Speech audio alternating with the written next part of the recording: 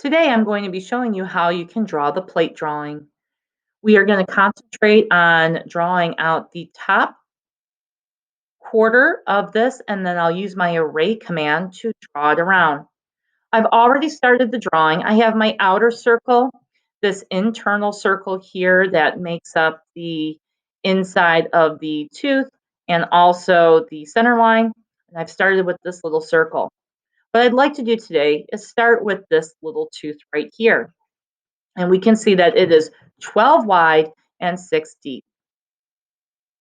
So looking at my drawing here, I want to start putting that tooth in. And if we take a look back, we can see that this is on a 45-degree angle. So I'm going to start drawing that in. I'm on a construction layer. You, of course, do not have to use construction. You can just use an object layer. But I find it to be helpful when I just want to turn things on and off and not worry about trimming things out as much. So I'm going to go to my line command, and you can do this one of two ways. You can start your command here. You can type in at, I'll choose a random length of line, which is 100, and then my angle symbol, which is shift, comma, and 45 degrees. I could do that, and that will be just fine. The other way that you can do that is if you're using your dynamic input, you can stretch your line out for as however long you want it to be, hit your tab button, and type in 45. I'll make sure that you actually type in the number 45. If it says 45 on the CAD screen, if you were able to stretch it out right at 45 degrees, it could be 45.6 or 44.9. So it will make your drawing off if you do not over type 45 into it. Because this is 12 wide, I'm going to offset half up and half below. So I'll use my offset command. I'll type in 6, click on the line, and then you'll move your cursor above and click again. Click that center line again, and then move your cursor down below and click again. Now at this point, you can see that my center lines I've drawn out earlier are really very close to where I want to be at for my construction lines. And yes, I can zoom in really close, but it still could try to snap onto the wrong spot. So I'm just going to go in right now and turn off my center line.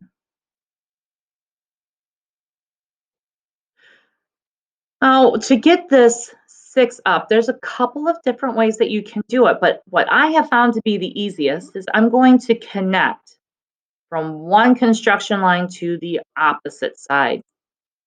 And then I'm simply going to offset that up 6 again. Pick the line, move my mouse above, and click again. So I can trim this all out and I can switch layers, but really what I'm going to do is just go onto my object line layer, and I'm just going to draw over top of it, clicking, pointing, and clicking. And then I will turn off the construction lines. I will trim. Don't forget to trim. And then I will turn my center lines back on. So now I have that one little tooth. Let's go ahead and concentrate on making this outside tooth. So when I look at this, what I can see is 15 degrees. So I'm going to go ahead and I'm going to make object lines 15 degrees that are going to stretch out.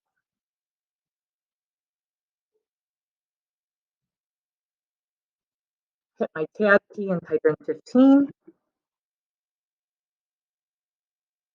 Hit my tab key and type in 75 because that's coming off of 90 degrees, and 90 minus 15 is 75. So let me go ahead and trim.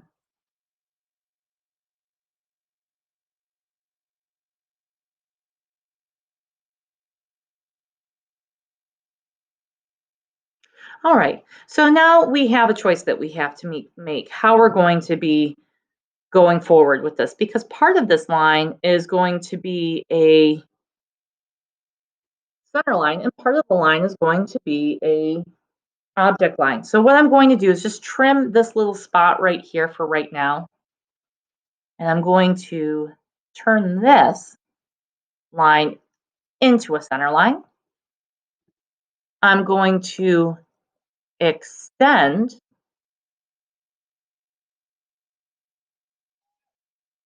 to those edges. So that way I have part center line, part object line. And I don't want to forget to delete these out. So now that we have this drawn, what I'm going to do is take everything away that does not belong in this 1/4. So I'm just going to trim out, use these as my boundaries.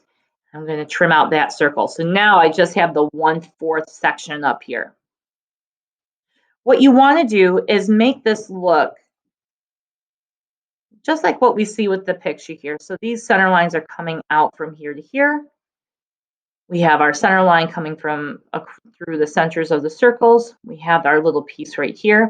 Everything looks good to go. Let's go ahead now and let's use our array button. So array, if you pull down next to the little caret here, you get rectangular, path, or polar. We want to do a polar. We want to go around in a circle. And I'm going to select everything and hit enter. It's going to ask for the center point. I'm going to click the center and notice this whole top up here changes. This looks like it's a lot of items on here, but what I'm going to do is change this to the number 4 up here. And once you do that, if you click somewhere else on your screen, you'll see that everything kind of changes with it, and it allows you to swoop that around equally. I will go ahead and hit close array at this point. And now I have my part. All that's left to do is to dimension it.